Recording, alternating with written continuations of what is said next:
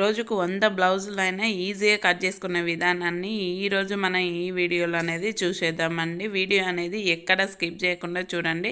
పూర్తిగా చూసినట్టయితే మీకు క్లారిటీగా తెలుస్తుందండి.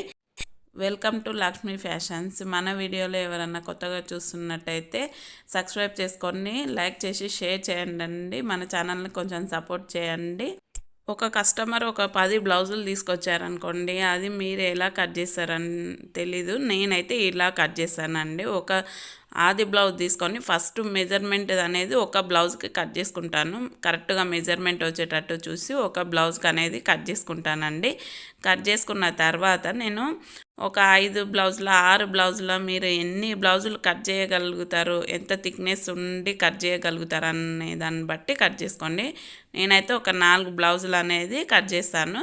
4 బ్లౌజులు అనేది వేసుకోవచ్చు. వేసుకున్న తర్వాత ఇప్పుడు మనం కట్ చేసుకున్న ఫస్ట్ బ్లౌజ్ మెజర్మెంట్ అనేది ఉంటుంది కదండి, ఆ దాన్ని కరెక్ట్గా దానిపైన అనేది వేసుకోవాలండి. వేసుకొని నేను వీడియోలో చూపిస్తున్నా చూడండి, అలాగ వేసుకొని దాని సైజుని బట్టేసి ఎక్కడ హెచ్చు తగ్గులు అనేది రాకుండా మనం నీట్గా అనేది కట్ చేసుకోవాలండి. అట్లా కట్ చేసుకున్నట్టయితే మనకి ఈజీగా ఎన్ని బ్లౌజులైనా కట్ చేసుకొని కుట్టేసుకోవచ్చండి. ఈజీ మెథడ్ అండి ఇది అనేది. ఒకసారి మీరు అనేది ఖచ్చితంగా ఫాలో అవ్వండి. ఫాలో అయితే మీకు చాలా సింపుల్గా స్టిచ్చింగ్ అనేది అయిపోతుంది. కటింగ్ స్టిచ్చింగ్ కూడా ఎన్ని బ్లౌజులైనా మనం కుట్టగలుగుతామండి. ఒక్కొక్క బ్లౌజ్ కట్ చేసుకొని కుట్టాలంటే చాలా ఇబ్బంది ఉంటుంది కదండి. ఒకసారి ఇట్లా అయితే కట్ చేయండి అండి.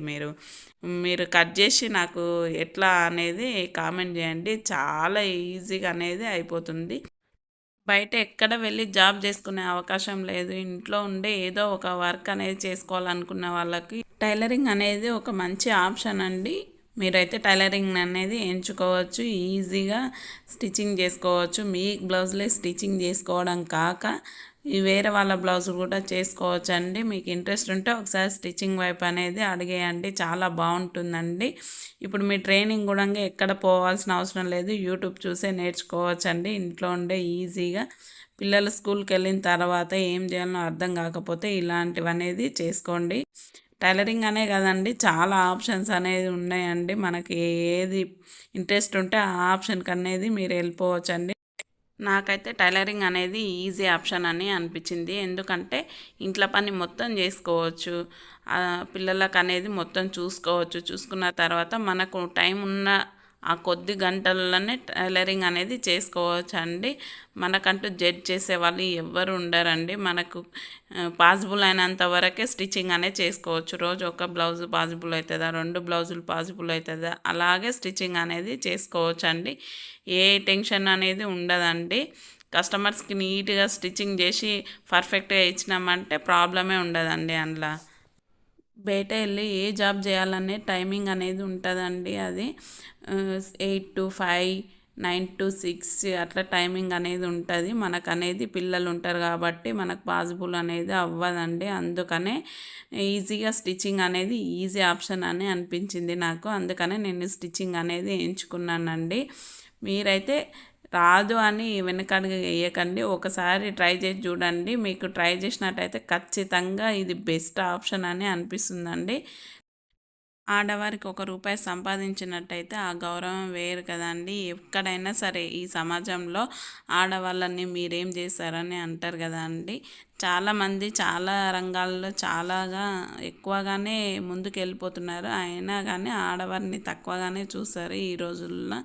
అలాంటి పని లేకుండా ఎవరి మీద ఆధారపడకుండా ఎవరిని ₹1 అడగకుండా మనం మనం పని చేస్తూ మన పిల్లలకు కూడా ₹1 ఇచ్చినట్టయితే మనకు ఆ సంతోషమే వేరేగా ఉంటుంది కదండి.